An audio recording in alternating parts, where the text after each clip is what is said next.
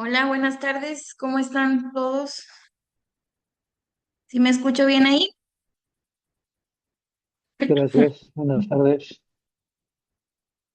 Buenas tardes, buenas tardes. Estaba haciendo tiempito para ver si se unían algunos poquitos más, pero yo creo que ya es momento de iniciar. A ver si no se nos corta tanto esta vez. Bueno, déjenme nada más les comparto pantalla y ya iniciamos.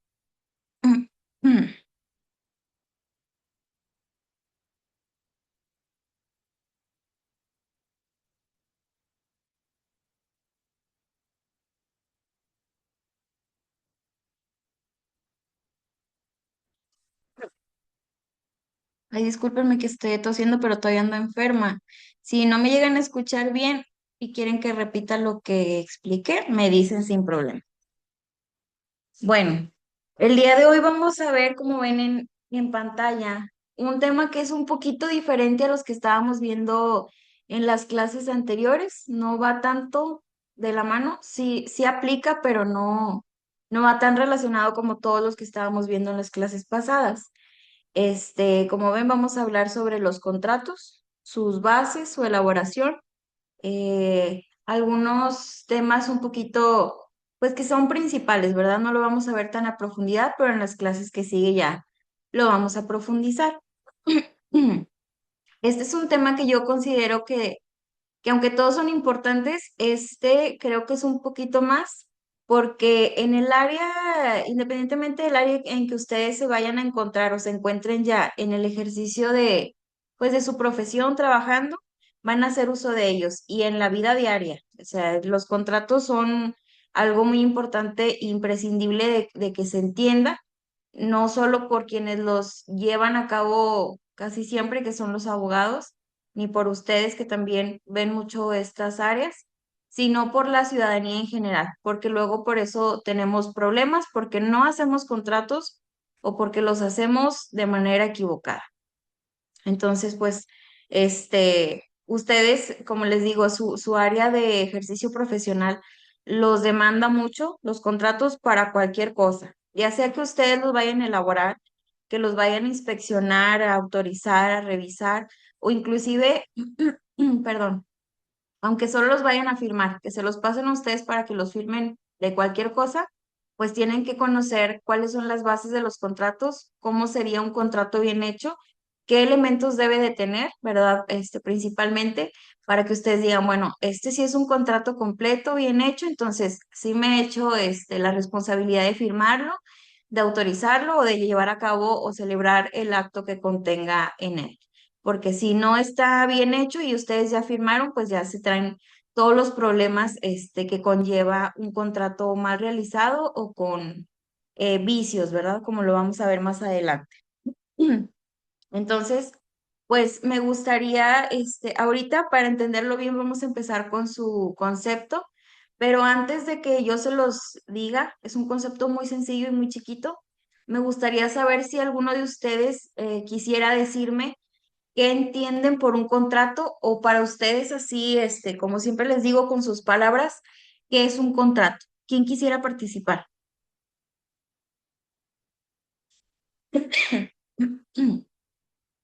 A ver, Enrique, ¿te gustaría decirnos qué entiendes tú por contrato?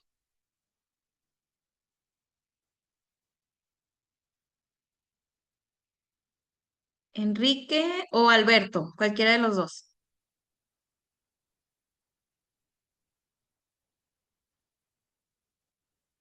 con sus palabras, no tienen que ser atinado ni nada. A ver, déjenme ver el chat.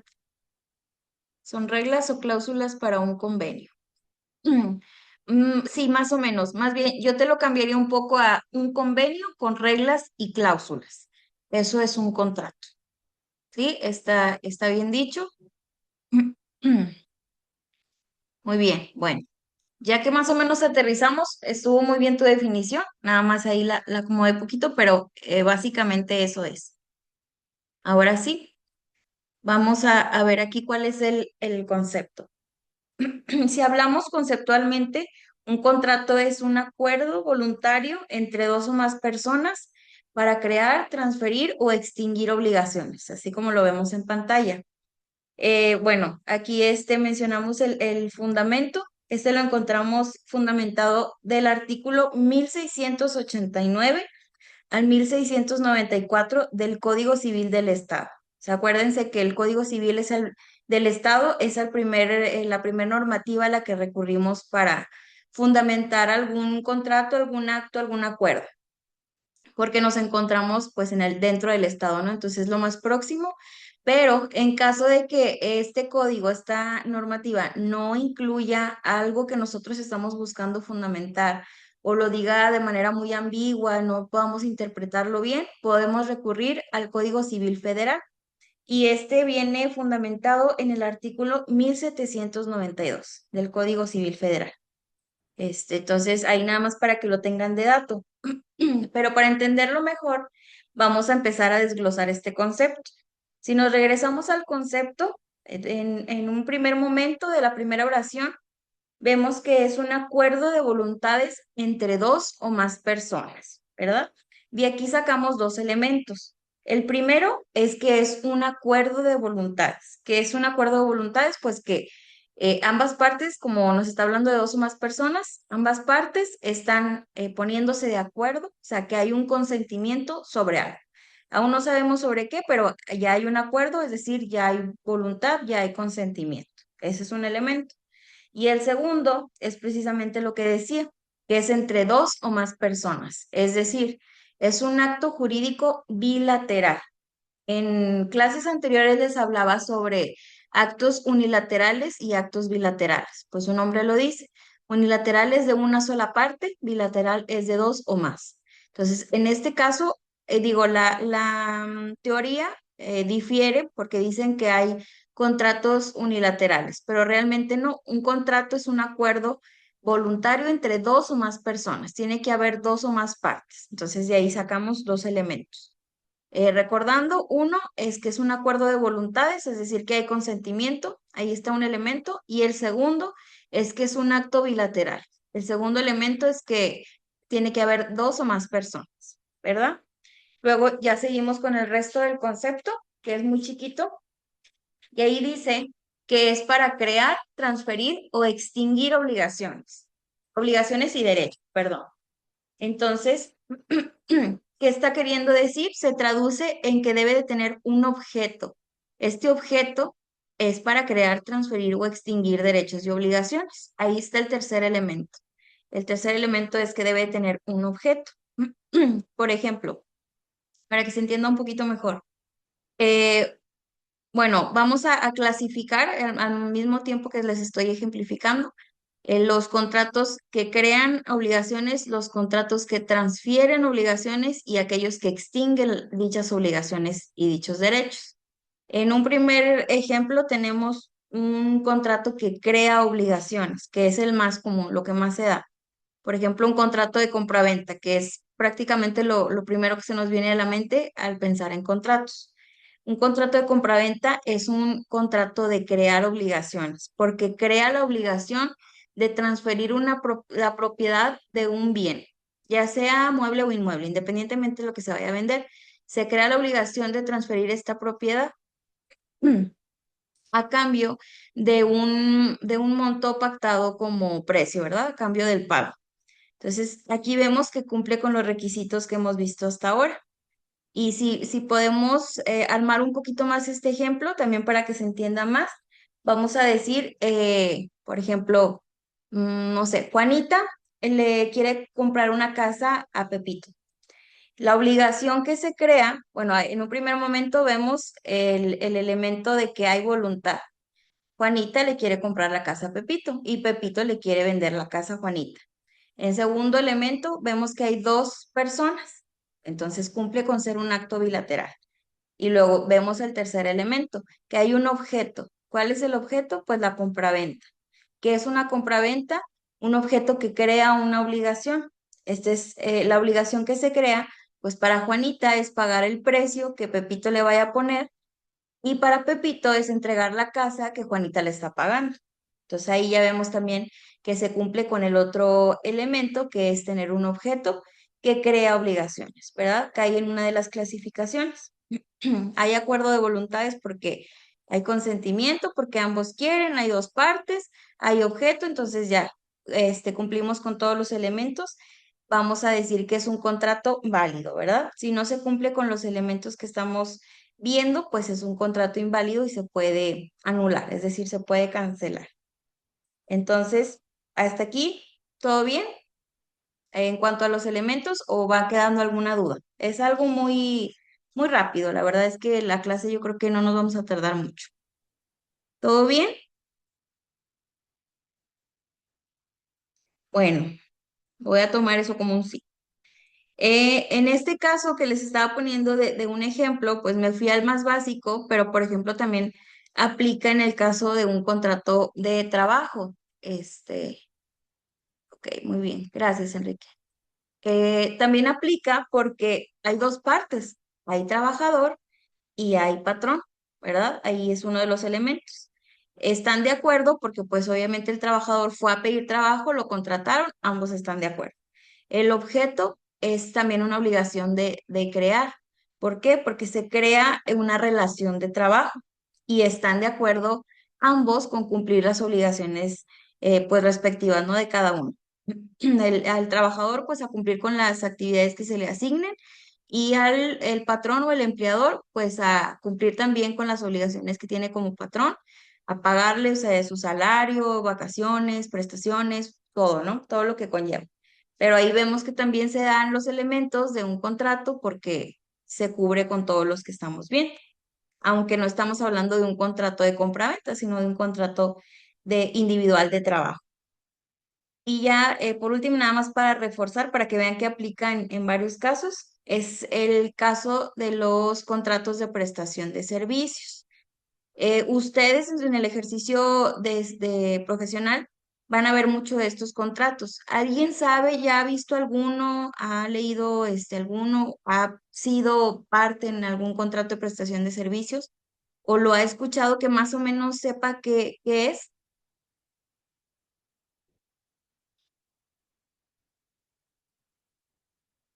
¿Nadie?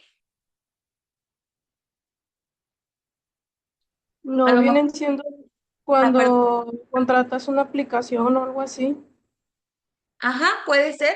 Sí, la verdad es que son contratos muy amplios. Son aquellos contratos en donde se contrata, valga la redundancia, a una persona para que te preste un servicio profesional. Entonces puede ser por vía digital, por vía remota, cualquier tipo de prestación de servicio que sea profesional encaja en este contrato, ¿verdad? Por ejemplo, en una empresa, cuando contratan a un externo que no forma parte de la plantilla de trabajadores para que cumpla con una actividad determinada. Esos contratos pues se dan entre empresas y personas físicas, una persona normal o individual o entre dos personas individuales. O sea, así como nos decía Michelle, se puede dar tú, contratas en alguna aplicación algún servicio, y esta aplicación te lo proporciona a través de otra persona y ahí se da un contrato de prestación de servicios profesionales, ¿verdad? En el caso de las empresas, pues puede ser que contratan algún asesor, algún consultor de marketing, por ejemplo, que los utilizan mucho para publicidad. En su plantilla de trabajadores no tienen fijo a un trabajador de que haga publicidad, pero pues contratan a un externo, nada más para que les haga publicidad de cierta cosa o cierta campaña, ¿no? También se da mucho en los abogados, es para alguna consulta, algún abogado especializado en algún tema, pues nada más lo contratan para algún asunto que se les haya presentado. Asesores, pues se da mucho en cualquier lugar, en cualquier empresa. Un traductor, por ejemplo, también puede ser cualquier servicio profesional, ¿verdad? Pero aquí también se da el mismo supuesto de que se cumple con los elementos para que sea un contrato válido. Hay dos partes, se pueden ser dos personas o más. Acuérdense que al hablar de personas no hablamos de personas individuales nada más, sino pueden ser personas físicas o morales, empresas o personas individuales, ¿no? Entonces aquí, si seguimos el ejemplo de la empresa, pues Hablamos de dos personas, una moral, una física, por ejemplo, donde contrata un consultor de marketing, pues ya ahí está la bilateralidad. Se cumple con uno de los elementos. Ambos están de acuerdo, hay consentimiento, ok, ya está otro elemento.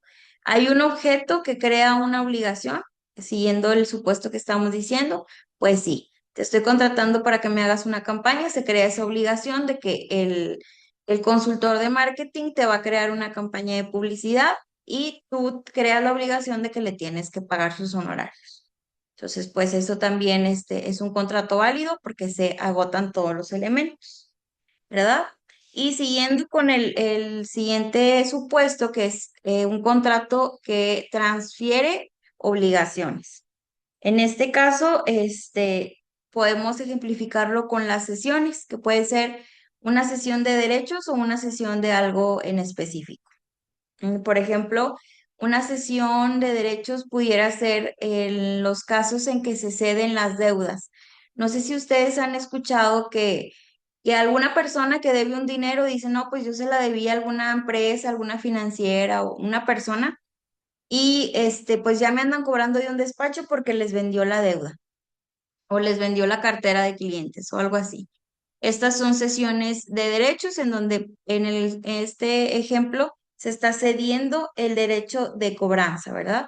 Se está cediendo la deuda. Entonces, estos despachos de ejecución y de cobranza, pues al ya adquirir esa deuda tienen pues la facultad de cobrarle al deudor y porque pues a lo mejor ya el deudor no le pagó a la financiera o a la persona que se lo vendió y esta persona decidió no batallar y mejor vender. Entonces ya los despachos de ejecución y cobranza a eso se dedican, se encargan de cobrar la deuda y tú como deudor pues tienes la obligación de pagarles a ellos porque ahora ellos son los titulares de tu deuda, ¿verdad? Entonces aquí también se da el supuesto de que hay dos partes, deudor y acreedor, que vendría siendo el despacho de cobranza, porque se le cedió esta facultad como se le transfirió, hay un objeto que crea una obligación de transferir porque pues se dio la transferencia de este derecho de cobranza y pues hay voluntad también. Voluntad hablando del contrato entre el que tenía el derecho en un principio, que fue el acreedor principal, y entre el despacho de cobranza. Pues ahí se da un contrato porque hay acuerdo de voluntades.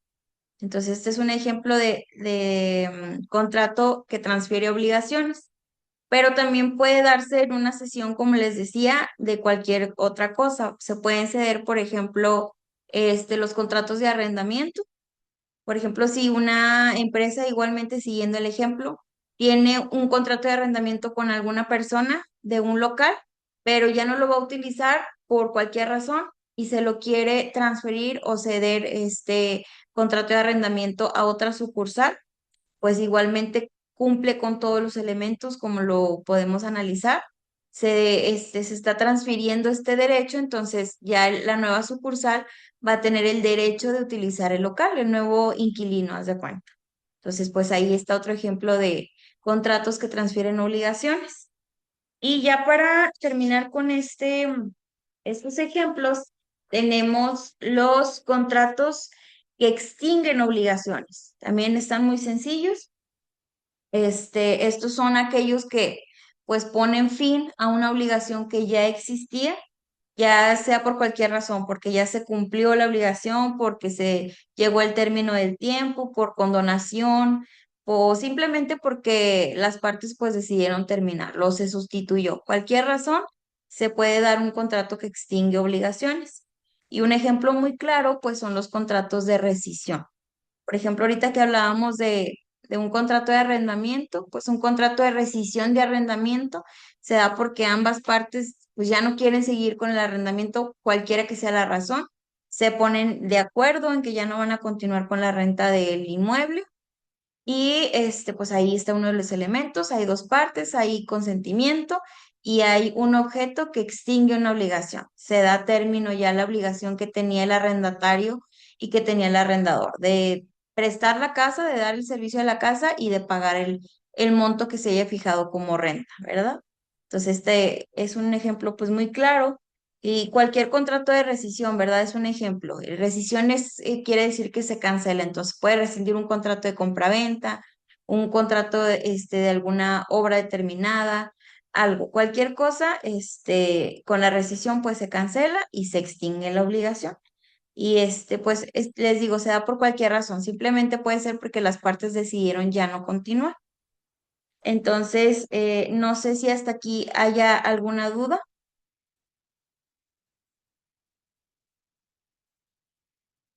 ¿Todo bien? Y bueno, hasta aquí,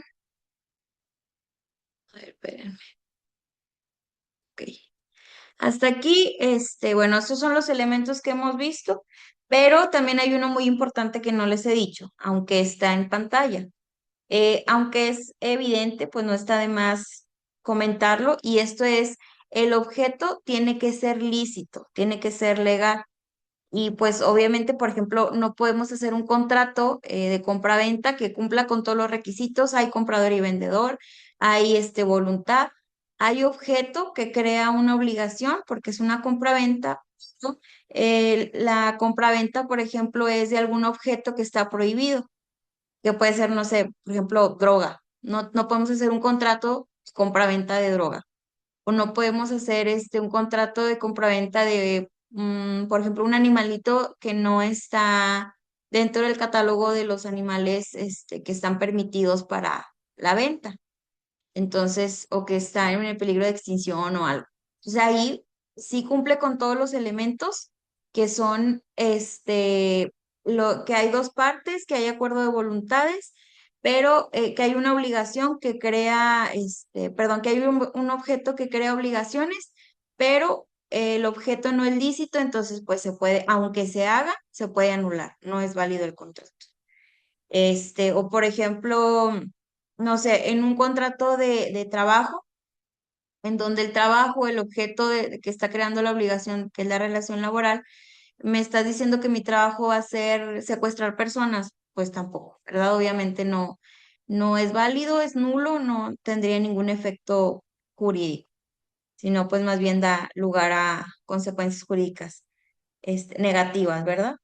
Entonces, ese también es uno de los elementos que hay que tener en cuenta. Se puede vender una casa que no ha sido liberada, por ejemplo, si hablamos de créditos hipotecarios, me supongo, si esa es tu pregunta, se puede hacer una cesión de este crédito que tú todavía tienes activo, ¿verdad? Se hace, por ejemplo, en los créditos hipotecarios de Infonavit o de los bancos. Tendrías que ir con el banco a decirle que vas a vender tu casa, y como no has terminado de pagar ese crédito, pues se lo quieres ceder a la persona que va a comprar. Por ejemplo, si tú has pagado 500,000 pesos y la casa tiene un valor de 1 millón, tú la vendes pues en el precio que quieras, ¿no? Pero sigues teniendo una deuda de 500,000, entonces cedes esa deuda, o se hace un contrato de cesión de obligación, en este caso, y de derechos, sería la casa, con el Infonavit, y la persona que te compra pues tiene que continuar pagando esos 500,000 pesos, además de lo que ya te pagó a ti, ¿verdad?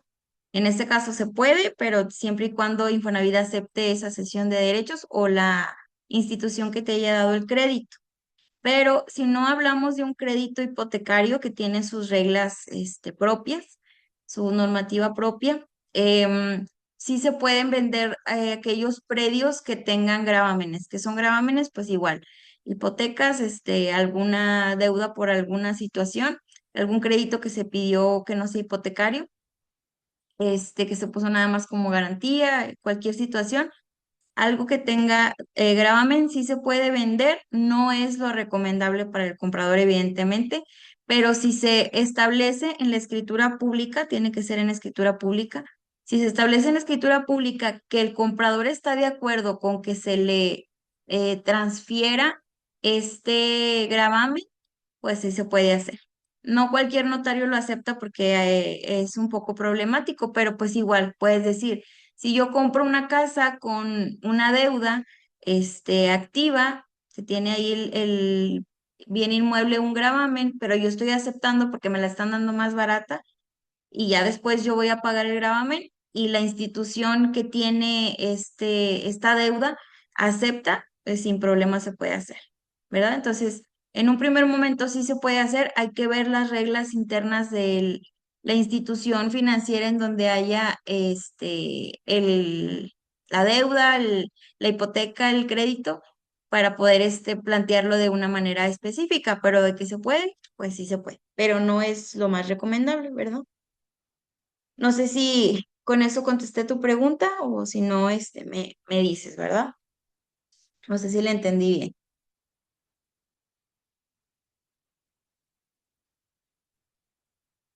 Muy bien.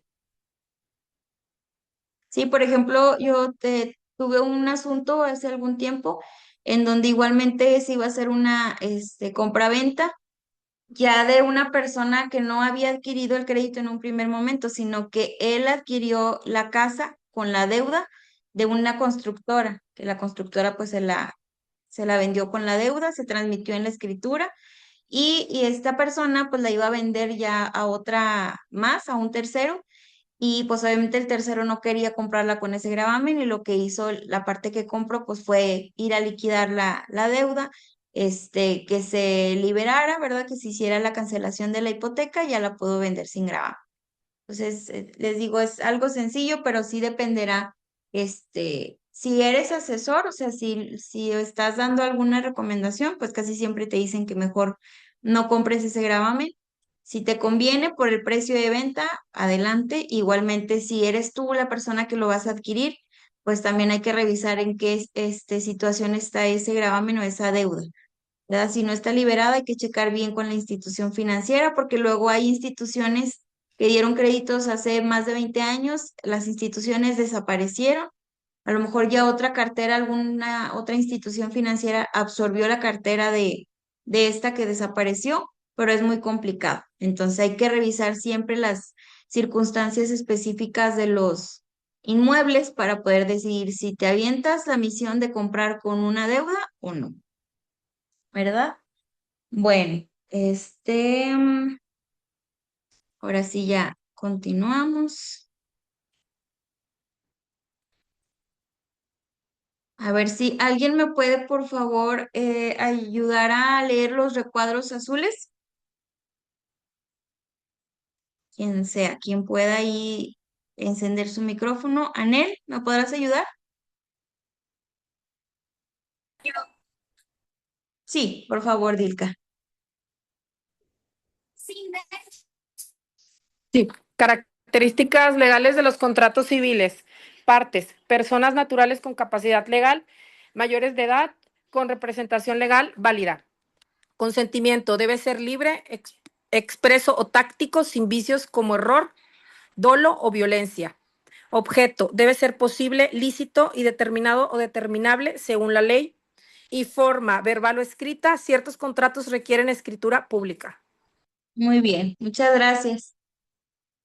Bueno, miren, esto es lo mismo que les dije, pero se los voy a explicar otra vez brevemente. Las partes es lo que veíamos, que son dos personas, dos o más personas, y estas pues tienen que ser personas que sean capaces jurídicamente, ¿verdad? Aquí habla de capacidad legal. Habla de personas mayores de edad o con representación legal válida. No podemos celebrar contratos con personas que sean menores de edad y que no estén representados.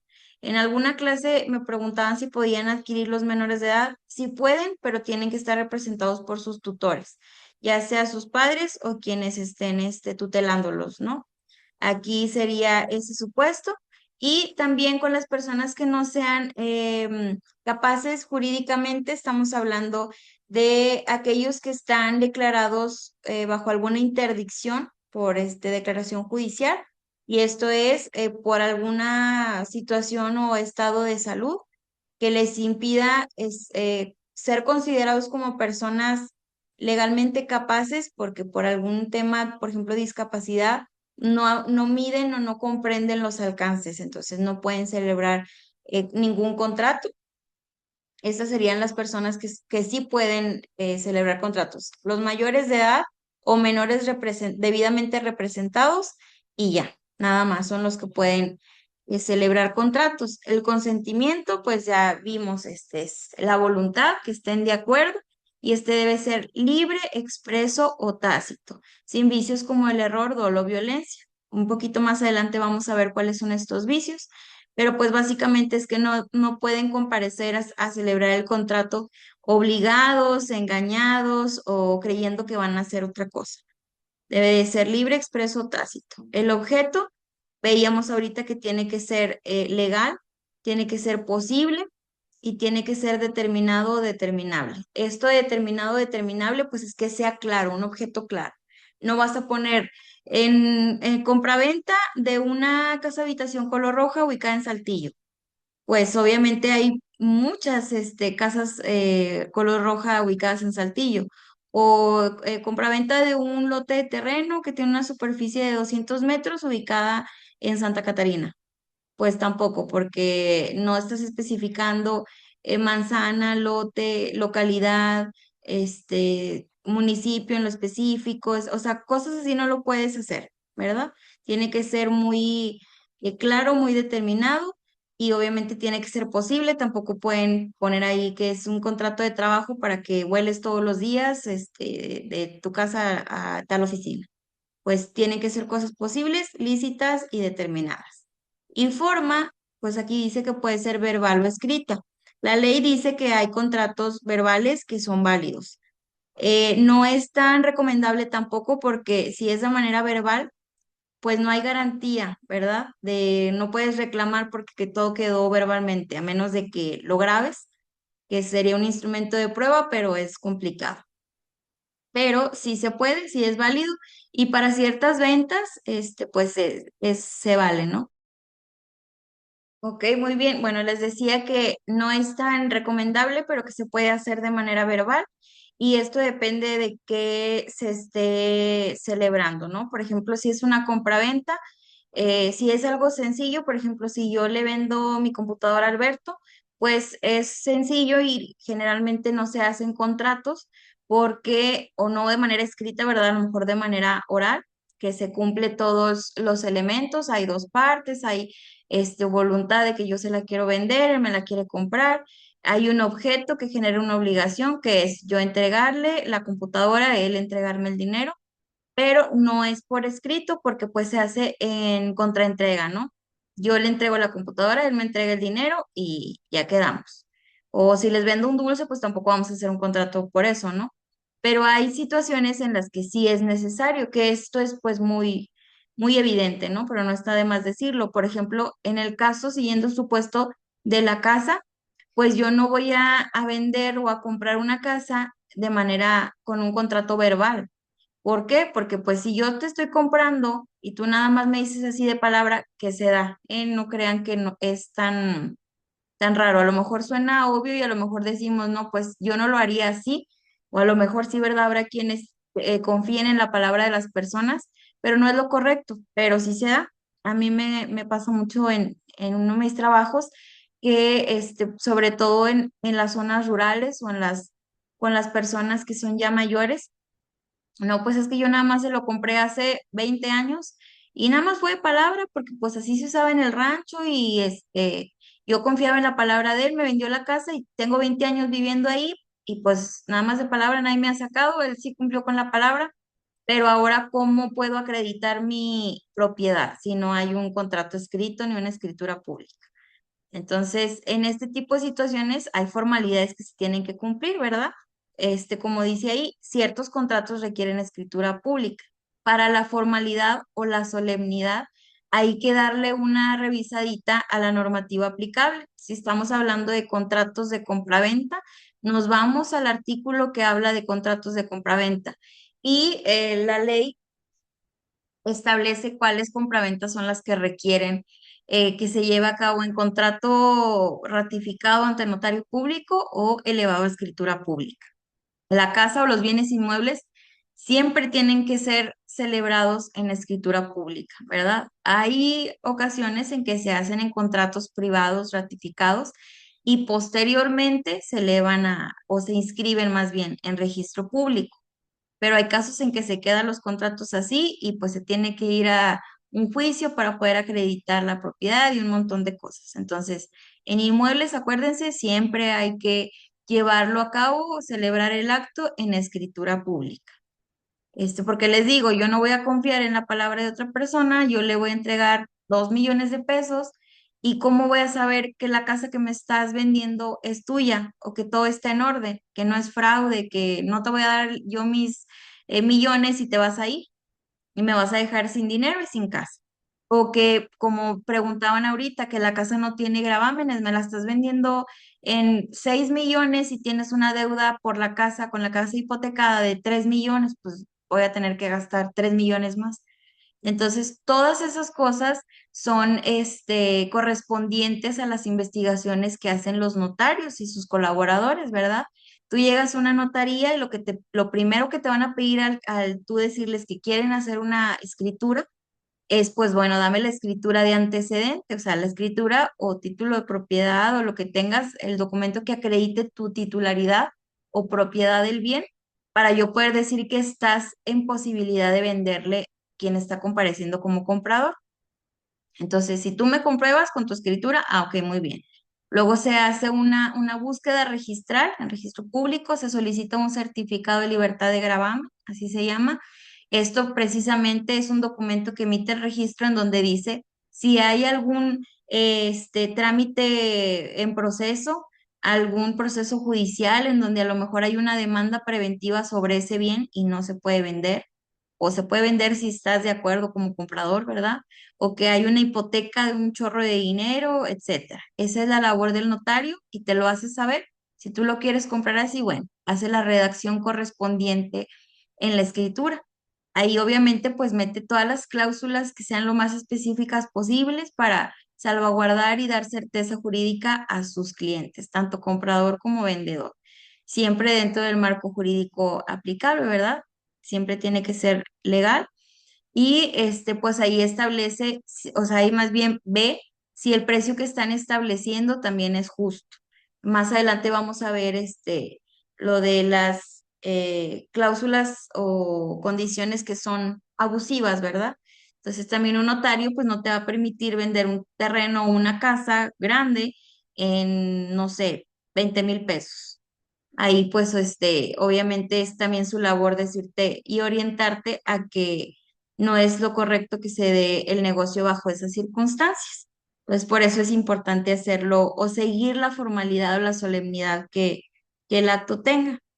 Pero también hay situaciones o asuntos o casos en donde no se tiene que recurrir a un notario para formalizar un contrato. Se puede hacer en un contrato simple. Y con decir simple no me refiero a que sea simple como la palabra, sencillo, no. Sino, por ejemplo, los contratos de trabajo, los contratos individuales de trabajo, casi nunca se protocolizan ante un notario ni se ratifican tampoco, se hacen de manera interna o privada en la empresa o en el lugar de trabajo, pero están muy bien hechos, pues traen todas sus cláusulas donde especifican a detalle cuáles son las circunstancias y las condiciones de la relación laboral, pues jornada de trabajo, prestaciones, como les decía, cuáles van a ser las actividades correspondientes al trabajador, cuáles son las causas del despido, y muchas otras cosas, ¿verdad? Todo el reglamento a lo mejor del trabajo, las condiciones en que debe asistir, todo. Y pues se hacen muy bien porque pues generalmente se hacen por abogados, por administradores, por empleados del Departamento de Recursos Humanos. Entonces, también por eso les comentaba, ustedes tienen que tener el conocimiento, por lo menos básico, que no es tan básico, ¿verdad? Nos estamos adentrando un poquito de los contratos, porque tienen que saber cómo elaborarlos si les toca a ustedes hacerlos, cómo revisarlos si ustedes son encargados de supervisión de algún departamento que se encargue de elaborar los contratos, o simplemente si son directores de una empresa, pues claro que van a tener que revisar que los contratos bajo los cuales sus empleados, proveedores, servicios externos o lo que sea, se estén llevando a cabo y que estos estén elaborados de manera correcta, aunque tengan a una persona encargada de eso, porque si a la persona encargada de eso en lo específico se le pasa, pues ustedes son quienes tienen que sacar ahí la casta, ¿no? Entonces tienen que por lo menos conocer cuáles son los elementos básicos de ellos e identificar si uno está mal hecho, subsanarlo en la medida de lo posible o pues afrontar las consecuencias, ¿verdad? Si no se hace de la manera correcta.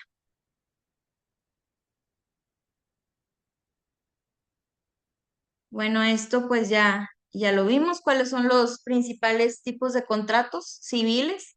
Hay contratos de muchos tipos y clasificaciones, mercantiles, civiles, de cualquier materia, pero ahorita nos estamos abocando a los contratos civiles y estos pues son algunos de los ejemplos que ya les expliqué. Y ahí pues les dejé unos casos prácticos para que lo revisen, igualmente pues los vamos viendo en los ejemplos. Em, y bueno, en esta diapositiva tenemos el proceso de elaboración y formalización de los contratos. También es un poco repetitivo, pero si alguien me ayuda también a leer los primeros 4 puntos, ahorita que termine en el punto 3 le doy para abajo. O bueno, a ver de una vez, acabó el título, ya lo vimos.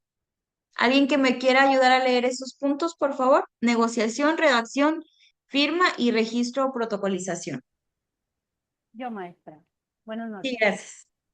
Negociación. Definir términos claros, obligaciones mutuas, plazos específicos y sanciones por incumplimiento. Número 2, redacción. Elaborar cláusulas específicas que reflejen fielmente el acuerdo y cumplan con la legislación aplicable. Número 3, firma. Autógrafa o electrónica con plena validez jurídica según la ley de firma electrónica avanzada. Número 4, registro de protocolización, cuando la ley lo exige, especialmente en contratos inmobiliarios y de alto valor económico. Muy bien, muchas gracias, Marta. Bueno, Y bueno, aquí vemos la negociación, pues es básicamente el antes de hacer el contrato, ¿verdad?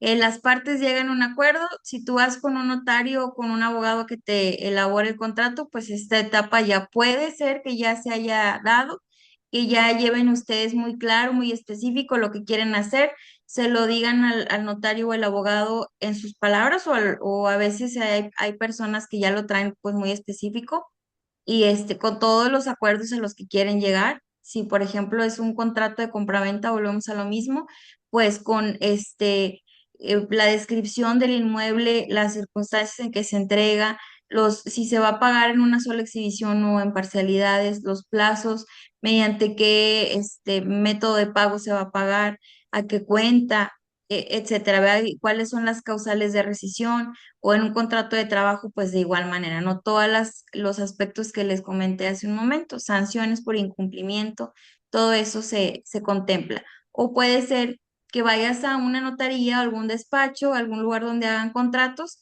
y ellos mismos te asesoren, ¿verdad? Tú vas, a lo mejor tú dices, yo nada más sé que quiero contratar a un traductor para mis negocios, pero pues no sé cómo se hace un contrato de prestación de servicios, vas con un abogado, vas con un notario y ellos te dirán qué es lo que requieren. Te van a instruir cuáles son las vías que más te convienen, cuáles son las cláusulas que debes de poner, todo eso, ¿verdad? Esa es la parte de negociación. La redacción, pues como les digo, es la parte de la que se encargan generalmente los abogados o los notarios. También pueden hacerlo cualquier otra persona, ¿verdad? No hay tema con eso, pero sí es elaborar, o sea, sentar las bases de la negociación, todo lo que se vio en la negociación, sentarlo ahora en un contrato que sea de forma clara, específica y cumpliendo con la normativa aplicable, ¿verdad? La legislación aplicable. La parte de la firma, pues aquí habla de dos tipos de firma. La firma autógrafa es la que tú haces así, no siempre, con tu mano, a mano, haz de cuenta, puño y letra. Y la electrónica, la firma electrónica avanzada, yo creo que la mayoría ya la tienen porque es un requisito de muchos lugares de trabajo, ¿verdad? Que la tengas. También para algunos centros educativos te la piden. y es aquel certificado que te da el Servicio de Administración Tributaria, el SAT, con el que tú puedes firmar contratos o puedes firmar documentos que sean digitales, ¿no? Hay actos para los cuales se vale, para los cuales no. Por ejemplo, si tú vas a una notaría, tú no puedes firmar con firma electrónica avanzada, te piden firma autógrafa. ¿Por qué? Porque la ley del notariado te exige que sean las escrituras o los protocolos firmados con firma autógrafa, si no, no te lo validan, ¿verdad? Te lo anulan. Entonces, una de las formalidades que sea firma autógrafa se tiene que cumplir así. Pero este tipo de firma, la firma electrónica avanzada, se utiliza en empresas grandes, por ejemplo, pues igual para autorizar proveedores, algún acto, cualquier acuerdo, y pues se hace para precisamente agilizar procesos o tiempos. También es válida, pero hay que revisar también la situación específica. Y registro o protocolización, pues es lo que les decía. Hay que revisar en lo específico los actos que sean necesario que se inscriban en registro público, que se hagan en escritura pública, y si te da la opción de que sean de manera simple o con ratificación notarial o con testigos, pues con eso basta, con eso le dan la formalidad. Pero hay que revisar siempre en lo específico. Y bueno, vemos riesgos y vicios en la elaboración de contratos. Se los comenté un poquito hace un momento. En el primer recuadro vemos vicios del consentimiento. En un inicio, al ver el concepto, al desglosarlo, veíamos que el contrato es un acuerdo de voluntades, es decir, que debe haber consentimiento. Si hay vicios del consentimiento o vicios de la voluntad, pues esta voluntad no es pura, entonces se anula, ¿verdad? No se considera como voluntad. Y los vicios de la voluntad o del consentimiento son tres: el error, el dolo y la violencia. A lo mejor ya los habían escuchado por ahí porque son muy comunes que se mencionen en los contratos. Si ustedes han visto alguno, si ustedes compraron algún bien, también ahí generalmente se mencionan en la redacción. Si no, pues ahorita se los digo, el error es cuando la voluntad se da sobre una idea equivocada. Por ejemplo, si una empresa o una persona contrata a otra empresa que se llama Consultora Manzanas SADCB, Sociedad Anónima de Capital Variable, pensando que se trataba de que había contratado a Consultora Los Manzanos SADCB, que pues, es de alto renombre, tiene mucho prestigio, y confiaba en esta consultora, en Los Manzanos. Y él contrató a Las Manzanas y se hizo un contrato, ¿verdad? De prestación de servicios, por ejemplo, pero después se da cuenta, que contrató a la consultora que no era, pues dice, oye, pues yo ya no quiero hacerlo, se puede anular porque hay error, ¿verdad? Y luego el dolo es cuando una parte engaña a otra parte para que firme, para que acepte, para que comparezca. Eh, Puede sonar un poco parecido al error, pero sí son diferentes porque en el error, que hay una idea equivocada, puede ser que no sea culpa de, por ejemplo, en el ejemplo que les puse, de consultora Las Manzanas. O sea, ellos lo contrataron y él en ningún momento pensó que se estaban confundiendo con los manzanos y puede alegar que en la lectura del contrato él escuchó claramente que decía las manzanas, ¿no? Entonces, puede que sea culpa o puede que no de alguna de las partes. En el dolo siempre va a haber un culpable, o sea, en el dolo sí es cuando hay una intención de engañar a la otra parte. Y como ejemplo de esto, pues, por ejemplo, podemos ver que es muy común que se vende un carro según en buenas condiciones y la realidad es que tiene daños en la pintura o tiene alguna falla mecánica que se le arregló temporalmente, pues nada más para que pareciera que sí estaba funcionando y se lo comprara. Entonces ahí la persona está cometiendo dolo porque está vendiendo un auto o una máquina o cualquier cosa en una situación en la que no se encontraba. También puede haber dolo en el ejemplo que les ponía de la casa, que no sé, se haga un contrato que no se hace ante notario y le dicen, hombre, la casa está en perfectas condiciones, no tiene deudas, no tiene nada, y pues la realidad es que sí tenía gravámenes, hipotecas, estaba endeudada por todos lados, y pues hay un engaño por parte del vendedor al comprador, ¿verdad? En ese caso sería dolo.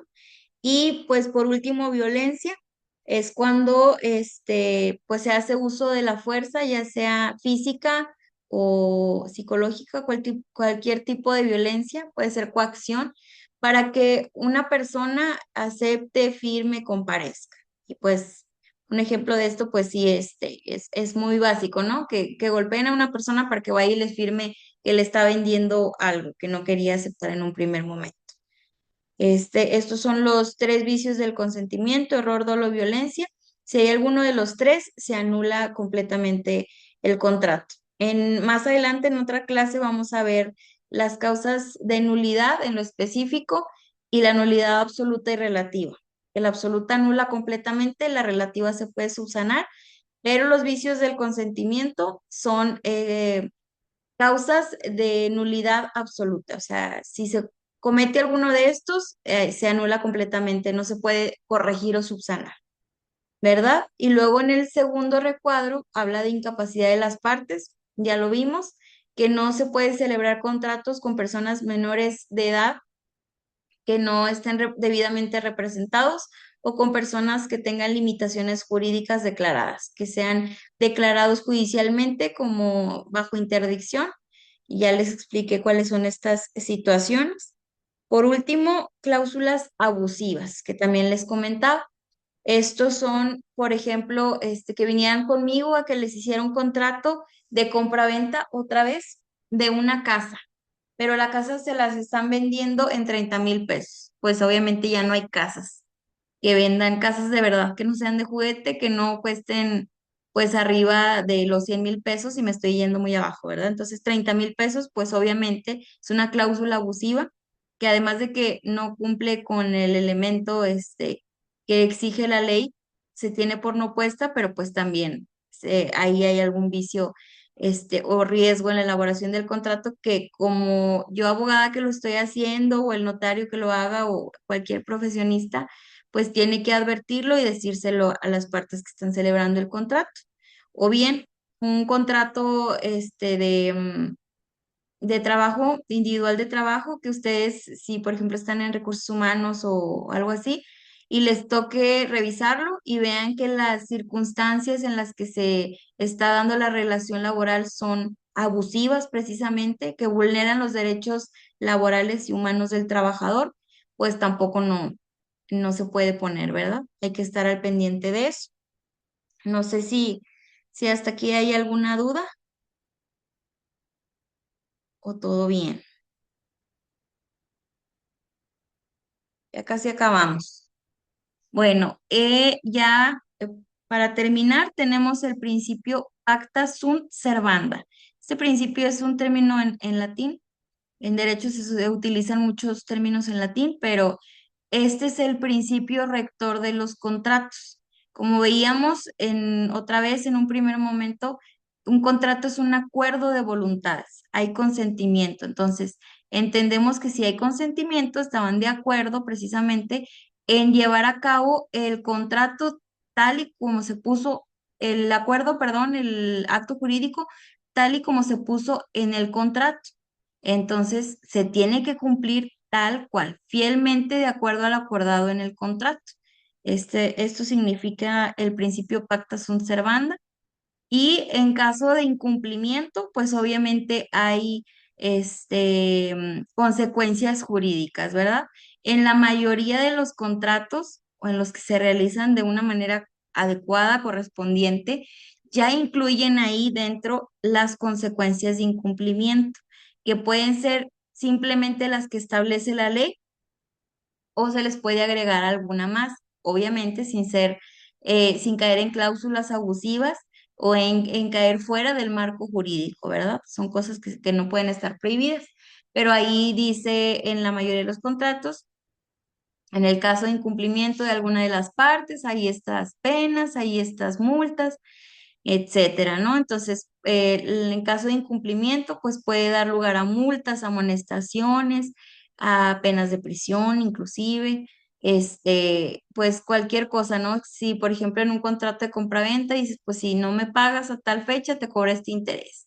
O si no me pagas a tal fecha, se rescinde el contrato, ya no lo vamos a celebrar, pero me quedo con lo que ya me diste, o etcétera, ¿no? Hay muchas consecuencias, pero se establecen generalmente en los contratos, o si no se establecen ahí, pues nos vamos a lo que dice la normativa aplicable.